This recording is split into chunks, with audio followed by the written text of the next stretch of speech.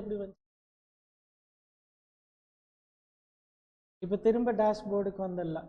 டேஷ்போர்டுக்கு வந்தால் நம்ம பேமெண்ட் பண்ணோமா, வந்து எலக்ட்ரானிக் கேஷ் லெட்ஜரில் அமௌண்ட் வந்துச்சா, இப்போ வரைக்கும் எங்கே போகலை, இந்த போர்ட்டல் போகல. இப்போ நான் திரும்ப ஃபைல் ரிட்டர்ன் கொடுத்துட்டு திரும்ப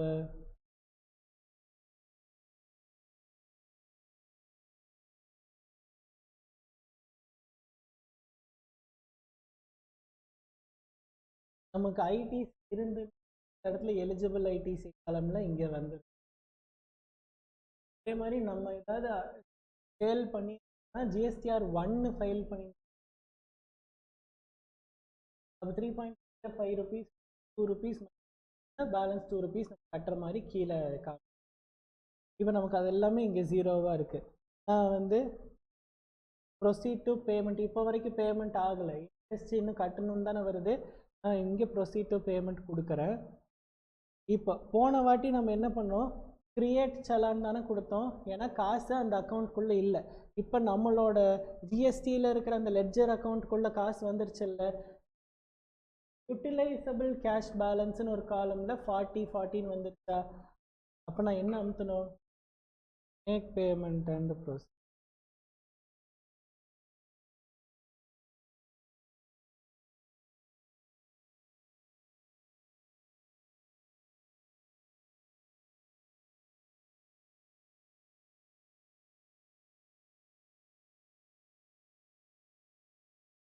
என்னன்னா அடுத்த ஃபைல் இந்த மாதம் 6 நாள் லேட் ஆயிடுச்சு. ஸோ நெக்ஸ்ட் மந்த் நீங்கள் ஃபைல் பண்ணும்போது நீங்கள் இந்த மாதத்துக்கு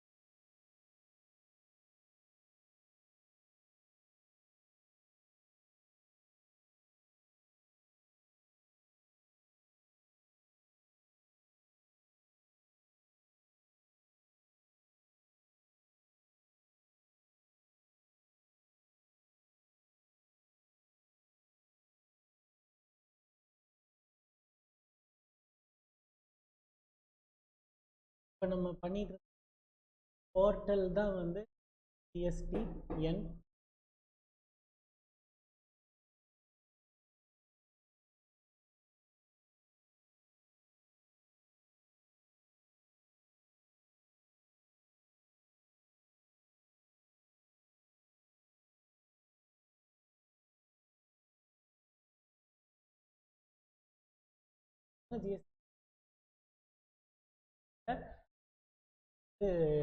council time decision GSP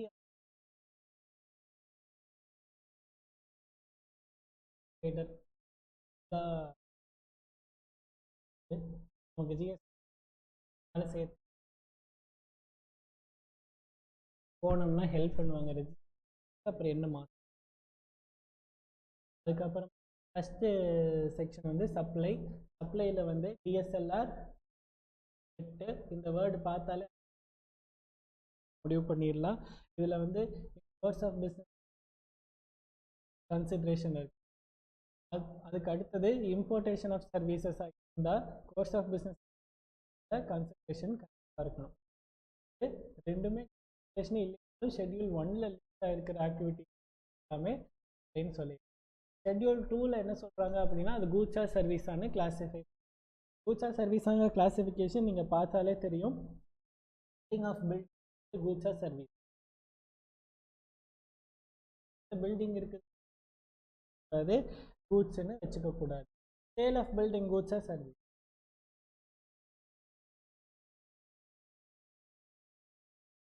sale of building goods.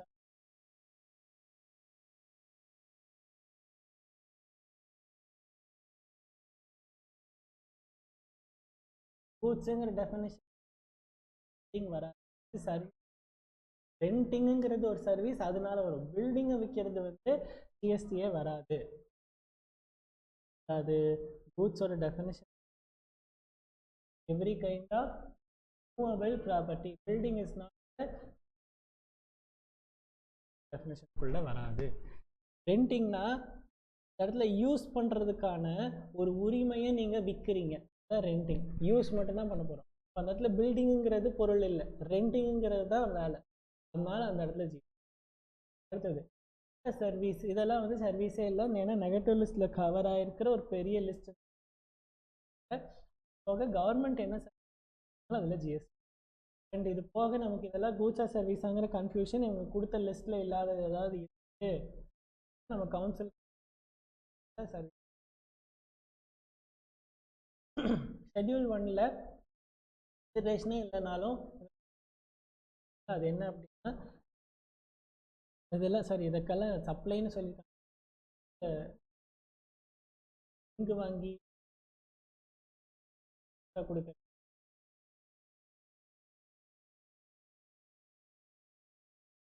இன்னைக்கு போயிட்டு இந்த தியரியை படிக்க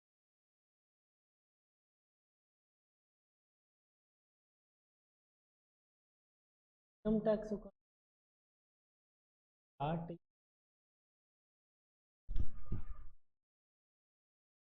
theory question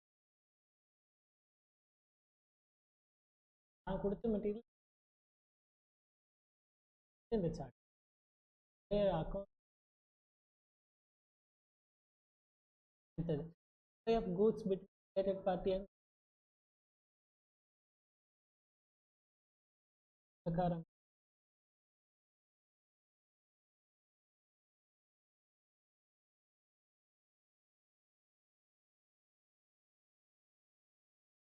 and students relate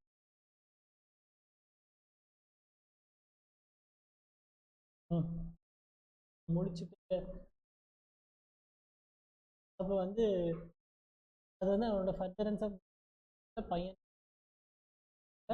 apply கொடுக்கலன்னா ஏஜென்ட் அண்ட் பிரின்சிபல் ஒருத்தர் இருக்காரு. இப்போ துர்கா பாத்தி கவினுக்கு இருக்கிறாங்க அப்படி பில்லு வந்து துர்காவே டைரக்ட் கவின் பேரில் போட்டு ஏஜென்ட் வந்து ஏஜென்ட்டுக்கு சேல். அதே வந்து கவினுக்கு கிடைக்கிற பில் வந்து ஸ்வாதி பேரில் இருந்தது அப்படின்னா பிரின்சிபல் டு ஏஜென்ட், அதுக்கப்புறம் தான் ஏஜென்ட் கேன். அதுதான் இன்வாய்ஸ்.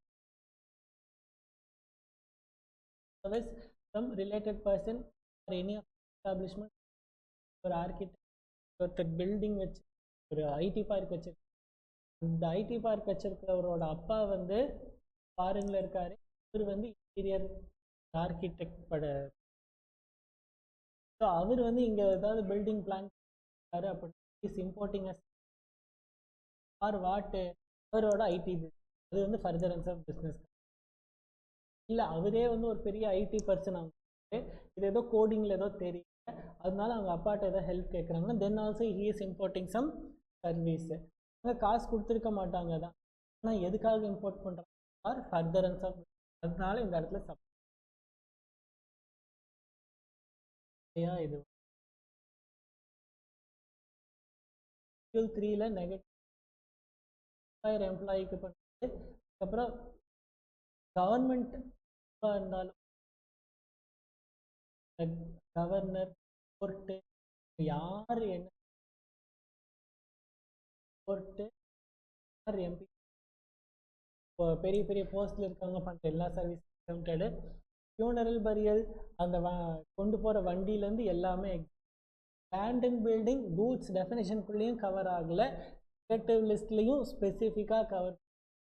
பில்டிங்க்கு எப்போவுமே சேல் பண்ணும் போது டேக்ஸ் இல்லை, ரெண்ட் பண்ணால் டேக்ஸ் இருக்குது.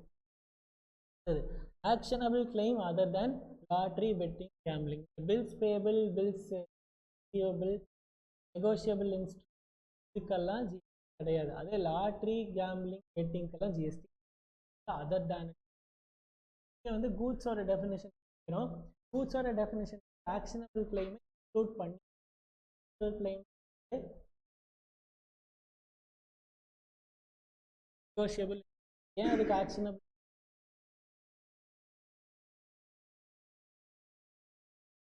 அந்த ஆக்ஷன் ஒருவேளை நம்ம பே பண்ணாமல் விட்டுட்டா you can take action against them, legal action against them. Legal ஆக்ஷனை கோர்ட்டில் கேஸ் கொடுத்து, அதனால தான் அது வந்து ஆக்ஷனபிள் கிளைம்.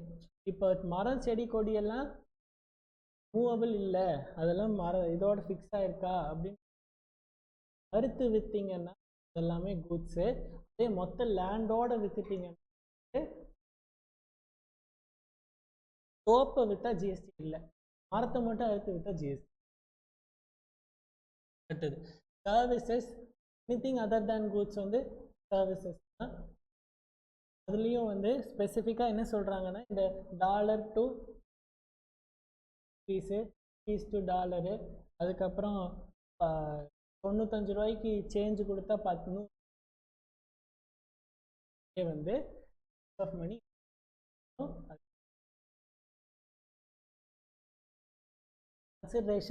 கன்சிடரேஷன் கண்டிப்பாக கேஷாக தான் இருக்கணுங்கிறது கிடையாது. அதே மாதிரி சஃபிஷியண்ட்டாக இருக்கணுங்கிறத பற்றி இவங்க பெருசாக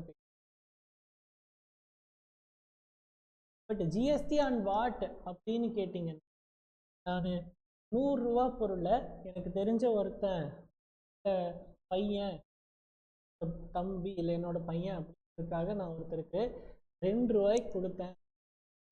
2 ரூபாய்க்கு ஜிஎஸ்டி போடணும், ருபீஸ் ஜிஎஸ்டி அப்படிங்கிறது தனி கொஸ்டின். பட் கன்சிடரேஷன் டெஃபினேஷனுக்குள்ள சஃபிஷியன்ட் கன்சிடரேஷனை பற்றி பொதுவாக அன்ரிலேட்டட் பார்ட்டிக்கு அதுதான் வேல்யூ ஆஃப் சப்ளை. கன்சிடரேஷன் டெஃபினேஷனுக்குள்ள சஃபிஷியன்சி. அட்வான்ஸை எப்படி கன்சிடரேஷன் ட்ரீட் பண்ணுவாங்க அப்படின்னா, இதுக்கு குடி போகிறோம், அட்வான்ஸ் 50,000 ரூபா கொடுக்குறோம், மாதத்துக்கு 10,000 ரூபா கொடுத்துருக்கோம். கடைசி 2 மாதம் ஏதாவது ஒரு மாதம் ரெண்ட் பே பண்ண முடியும், அட்வான்ஸ்லேருந்து குறைச்சிக்கிட்டாங்க அப்படின்னா advance will be treated as consideration. அப்படி இல்லைன்னா advance will not be treated as consideration. 50,000 ரூபாய்க்கு ஜிஎஸ்டி நீங்களும் கட்ட வேண்டாம், அவரும் கட்ட வேண்டாம், ஃபுல்லாக ரீஃபண்ட். ரிலேட்டட் பார்ட்டி டெஃபினேஷன் படிச்சு கொஸ்டினில் இது கொடுத்துருப்பான், உங்களுக்கு ரிலேட்டட் பார்ட்டி தெரியணும்.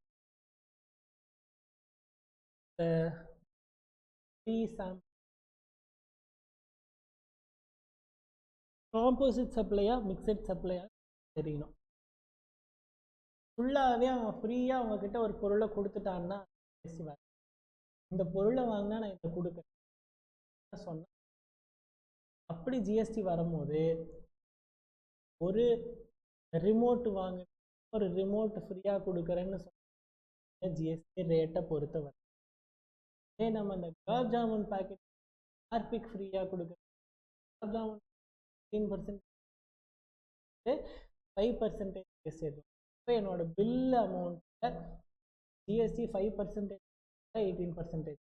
கொஸ்டின் இதுக்கு தான் நான் ஃபோன் வாங்கினா சார்ஜரு அந்த மாதிரி டைமில் காம்போசிட், ஏன்னா ஃபோன் வேலை செய்யாது வித்தவுட் அ சார்ஜர், அப்போ அது வந்து காம்போசிட். பின்னு சிம் கார்டு ரிமூவல் பின் இல்லைன்னா சிம் கார்டே போடும், அப்போ அதெல்லாம் காம்போசிட். அதே வந்து கேக் வாங்கினா கூட சாக்லேட்டு, அப்புறம் அந்த கேண்டிலு, பலூன் இதெல்லாம் ஃப்ரீயாக கொடுக்குறாங்க. கேக் சாப்பிட்றதுக்கும் சாக்லேட் கேக்கு தனி இண்டிவிஜுவலாக ஒன்று இல்லை. எது இருக்கலே ஹையஸ்ட் ரேட் ஆஃப் ஜிஎஸ்டி அதோட ஜிஎஸ்டி தான் என்டையர் பில்லுக்கே போடும். நீ 10 பொருள் வாங்கியிருப்ப எது ஹையர்.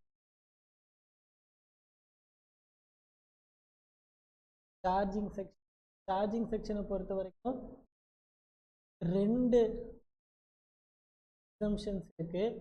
ஒன்று வந்து ஆல்கஹாலிக் லிக்கர், ஒன்று வந்து பெட்ரோல் ஆர் பெட்ரோலியம் ப்ராடக்ட்ஸ்.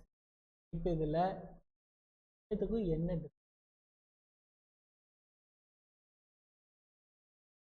ரெண்டு எக்ஸம்ஷன்ஸை ஒன்றாவே கொடுத்துருக்காங்க. ரெண்டுமே எக்ஸம்டட் வந்து ஆக்டுக்கு உள்ளேயே இல்லை. எது ஆக்டுக்குள்ளே இருக்கிறது பெட்ரோல். நீ சொன்ன மாதிரி கவுன்சில் வேணும், நாளையிலேருந்து ஜிஎஸ்டி போடுறதுனா பெட்ரோலில் ஜிஎஸ்டி போட்டுக்கலாம். ஆக்டவே அமெண்ட் பண்ணணுங்கிறது வந்து எதுக்கு இருக்குது? ஆல்கஹாலிக். கவுன்சில் வந்து எந்த ஆக்டும் அமெண்ட் பண்ண வேண்டாம், இதை கட்ட வேண்டாம், இதை கட்டுங்கன்னு சொல்லிடுவாங்க. பெட்ரோலியம் ப்ராடக்ட்ஸுக்கு ஜிஎஸ்டி பார்லிமெண்ட்ல லோக்சபா ராஜ்யசபா எல்லாத்தையும் வச்சு பிரசிடென்ட் கன்சென்ட் வரைக்கும் போக வேண்டியது ஆல்கஹாலிக் லிக்கர். ஏன் ஆல்கஹாலிக் லிக்கருக்கும் பெட்ரோலியம் ப்ராடக்ட்ஸ் டிமோட்டிவேட்?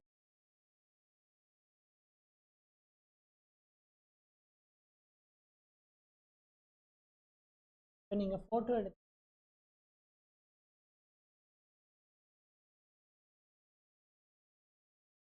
அதுக்கு மேலே டேக்ஸ் போட. ஆல்ரெடி பெட்ரோலியம் ப்ராடக்ட் ஆல்கஹாலிக் இந்த பர்சன்டேஜ் ரொம்ப ஹை ரேஞ்சில்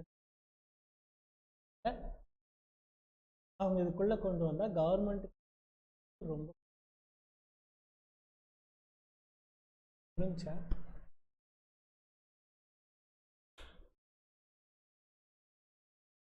ரிவர்ஸ் சார்ஜ் மெக்கானிசம்.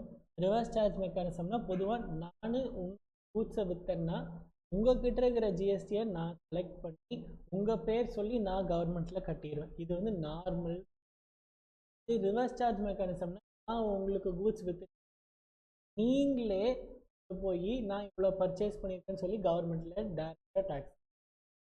பொருளோட விலை 100, ஜிஎஸ்டி அமௌண்ட் 20 அப்படின்னா பொதுவாக நான் என்ன பண்ணுவேன், 120 உங்கள்கிட்ட இருந்து கலெக்ட் பண்ணி 20 rupees உங்கள் பேர் சொல்லி கவர்மெண்ட்டில் கட்டிடுவேன். இதுக்கு 20 rupees ஜிஎஸ்டி போ ஐடிசியாக வரைக்கும் புரிஞ்சா. அதே ஆர்சிஎம்மாக இருந்தால் 100 rupees நீங்கள் என் கையில் கொடுத்துருவீங்க, 20 rupees நீங்களே கொண்டு போய் என்ன பண்ணிடுவீங்க, டேக்ஸுன்னு கட்டிடுவீங்க. அது உங்கள் போர்ட்டல்லே 20 rupees வந்துடும். இதனால என்ன யூஸு? கவர்மெண்ட்டுக்கு கவர்மெண்ட்டுக்கு ஒரு லாபம். 20 ரூபா கட்டுறேன், அந்த 20 ரூபாயை திரும்ப செய்யும்னு சொல்லி பெரிய லாபம். பட் உங்களுக்கு வந்து கூட்ஸோட மூவ்மெண்ட்டை எக்ஸாக்டாக ட்ராக் பண்ணி ரெஜிஸ்டர் பண்ணல அப்படின்னு சொல்லி நான் வந்து உடனே ஃபைல் பண்ண முட்டேன். எந்தோ ஒரு கூட்ஸ் வந்துட்டுருக்கு, அது பாதியில் என்ன ஆச்சுன்னே தெரியாமல் போயிடுது.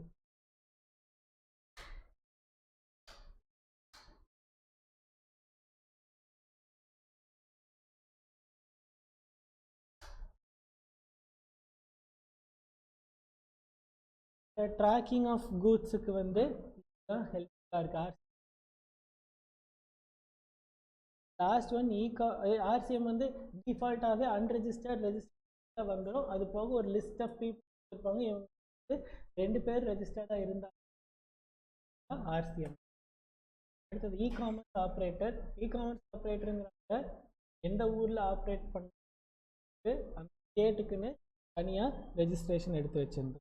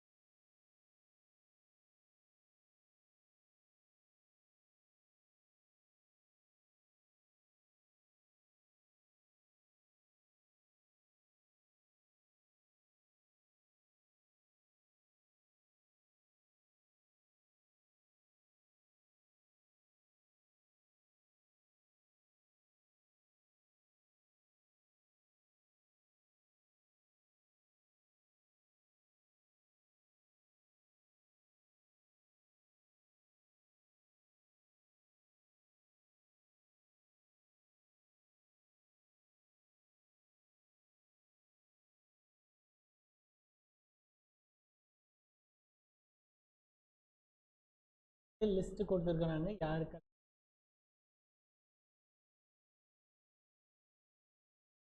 கேள்விப்பட்ட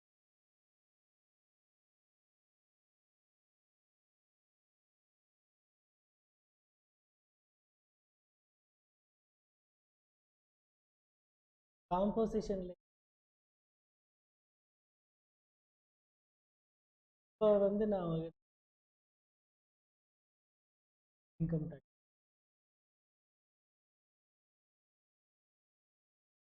கிளாஸ் அட்டன் பண்ணி பிஜிபி பார்க்கவே கிளாஸ் ங்கிற வேர்டு கேட்டு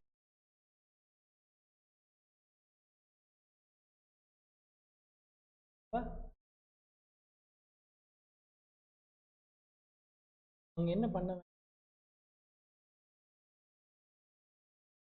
சொல்ல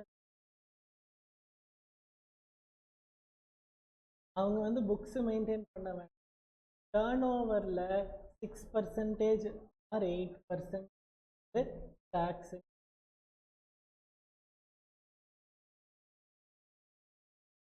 ஓகேவா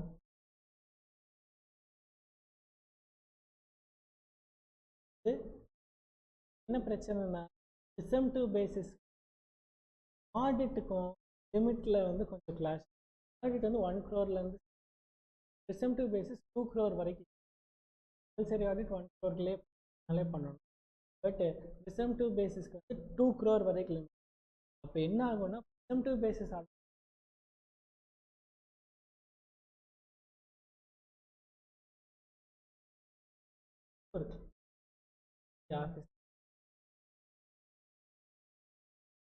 டர்ன் ஓவர் கரெக்டாக மார்ச் மாதம் 2 crore தாண்டி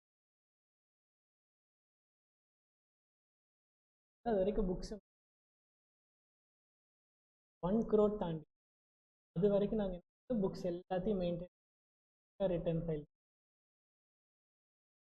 என்னாச்சு 1 crore தாண்டினதுக்கு அப்புறம் ஆடிட் போகணும் ஆடிட்டுக்கு போனால் ஒரு ஃபீஸ் அதை பண்ண 50,000 அவாய்ட் பண்ணுறது எப்படி இப்போ ப்ரிசம்டிவ் பேசிஸ்க்கு ப்ரிசம்டிவ் பேசிஸோட லிமிட் என்ன 2 crore ப்ரிசம்டிவ் பேசிஸோட ப்ரொவிஷனே என்னென்னா நீ புக்ஸே மெயின்டைன் பண்ண வேண்டாம் டோட்டல் டர்ன் ஓவரில் நீ வந்து 6% டேக்ஸ் கட்டி புக்ஸ் மெயின்டைன் பண்ண அவங்க ஆடிட் பண்ண வேண்டிய ப்ரொவிஷன் ஈக்குவல் டு இந்த ப்ரொவிஷனும் புரிஞ்சாலும் இது வந்து ஜிஎஸ்டிக்கு தனி அதே கான்செப்ட் தான் இங்கே காம்போசிஷன் லெவியில் வந்து 1.5 crore வரைக்கும் டர்ன் ஓவர் கூட்ஸுக்கு மட்டும்தான் சர்வீஸ்க்கு வேற லிமிட் அப்போது ஒரு இந்த யமஹா ஷோரூமுக்கு சர்வீஸ் ரெண்டும் பண்ணுறாங்க கூட்ஸ் தான் அவங்களோட மேஜர் காம்பனண்ட்டாக இருக்கணும் 10% வரைக்கும் தான் அவங்க சர்வீஸ்லேருந்து ரெவென்யூ அவங்க வந்து காம்போசிஷன் ஆஃப் பண்ணி இதை 10% or 5 lakhs whichever is higher வரைக்கும் சர்வீஸ் இருக்கலாம் அதுக்கு மேலே சர்வீஸ் போகுது அப்படின்னா காம்போசிஷன் வர காம்போசிஷன் லெவி வந்துட்டாங்க அப்படின்னா டோட்டல் டர்ன் ஓவரில் 0.5% ப்ளஸ் 0.1% வந்து அவங்க ஜிஎஸ்டியாக அதனால என்ன பண்ணுறது இன்புட் டேக்ஸ் வந்து கிளைம் ரெஸ்டாரண்ட் சர்வீசஸ் ஒரே ஒரு சர்வீஸ் மட்டும் காம்போசிஷன்ல கவர் ஆயிருக்கு அது ரெஸ்டாரண்ட் சர்வீஸ் அவங்களோட டேக்ஸ் ரேட் 2.5 + 2 இதை தவிர்த்து சர்வீஸ் எல்லாத்துக்கும் காம்போசிஷன் லெவி கிடையாது இருக்கிறது கன்செஷனல் டேக்ஸ் ரேட் ஓகேவா ஒன்ஸ் வந்து இவங்க இந்த டர்ன் ஓவர் தாண்டிட்டாங்க தாண்டுன்னா அடுத்த நாள் நார்மல்ஸ் அதுக்கு முந்தின நாள் கூட்ஸ் இருந்தோ எல்லா கூட்ஸ்லையும் அவங்க என்ன டேக்ஸ் கிரெடிட் எடுத்து அதுக்கப்புறம் இனி பண்ணுற எல்லா இன்வாய்ஸ் ஜிஎஸ்டி அவங்க கன்செஷன் காம்போசிஷன் லெவியில் இருந்ததுனால அவங்க இவ்வளோ நாள் ஐடிசி கிளைம் பண்ணியிருக்காங்க ஸோ இனிமேல் விற்க போகிற கூட்ஸில் பில்லு போடுறதுனால அவங்க ஐடிசி கிளைம் பண்ண முடியும். எந்த கூட்ஸில் ஐடிசி அடுத்து இன்னைக்கு காலையிலேருந்து பில்லு போடுறீங்கன்னா எல்லாத்துலேயும் நீங்கள் ஐடிசி.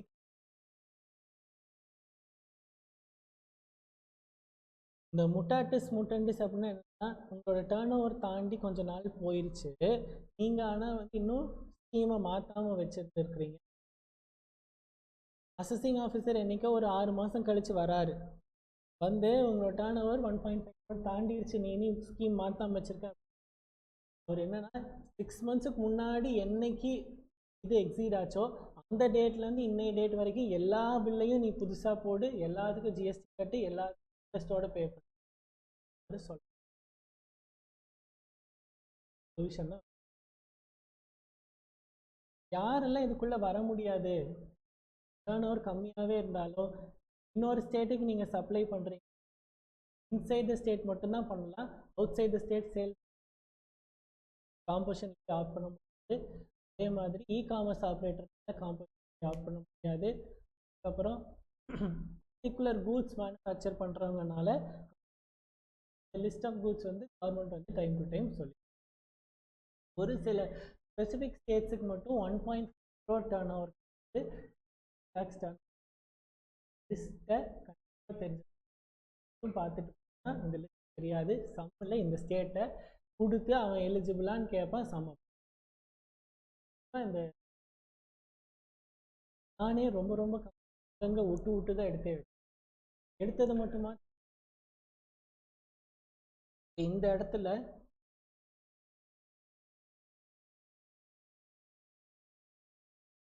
சர்வீஸ் மட்டும்தான் டேக்ஸ் ரேட். அடுத்தது time of supply. Time of supply பொறுத்த வரைக்கும் வேர்ட் என்ன, அதில் எது whichever is earlierங்கிறது தான் நம்ம date or payment date whichever is earlier. ஆர்சிஎம்னா 3 டேட் வரும். இந்த 3 date receipt of goods, date of payment, date of issue of invoice 30 days. Days calculate பண்ண கீழேயும் 60 டேஸ்ன்னு வரும். அது வந்து கூட்ஸுக்கு, இங்கே வந்து சர்வீஸுக்கு, இங்கேயும்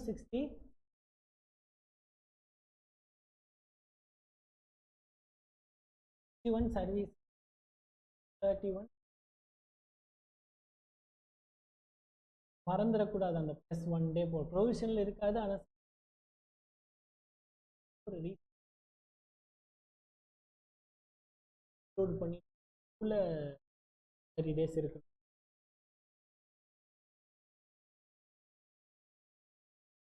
அவன் கொடுக்குற டைம் வந்து 30 டேஸ். இன்னைக்கு டிரான்சாக்ஷன் 30 டேஸ் கழிச்சு நான் வந்து டேட் எடுத்துக்கிறேன் கரெக்டாக. அதுக்கு அடுத்தது இந்த வவுச்சரை பொறுத்த வரைக்கும் ஷாப்பர் ஸ்டாப்புக்கு போய் வவுச்சர்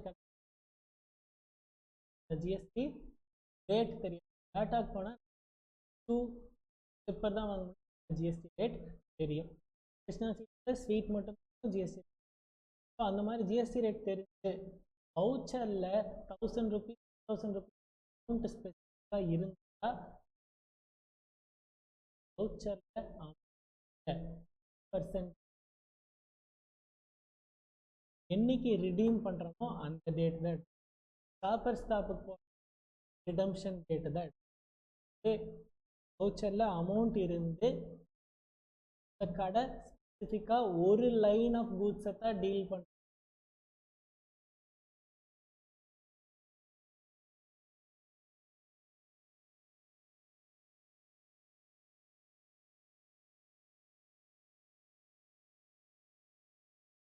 செக்ஷன் 31க்காக படிக்க எடுத்துக்கலாம். செக்ஷன் 31 பெருசாக இருக்காது.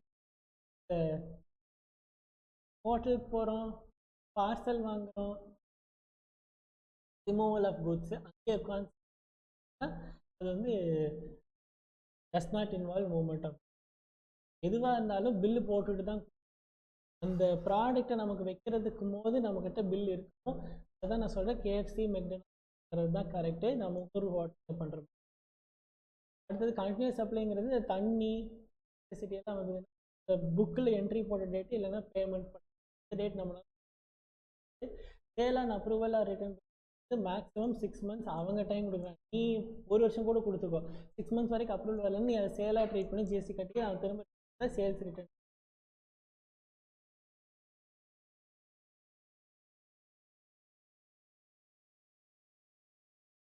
இன்வாய்ஸ் டேட் எடுத்தால் கூட்ஸை எடுத்துகிட்டு போகிறதுக்கு முன்னாடி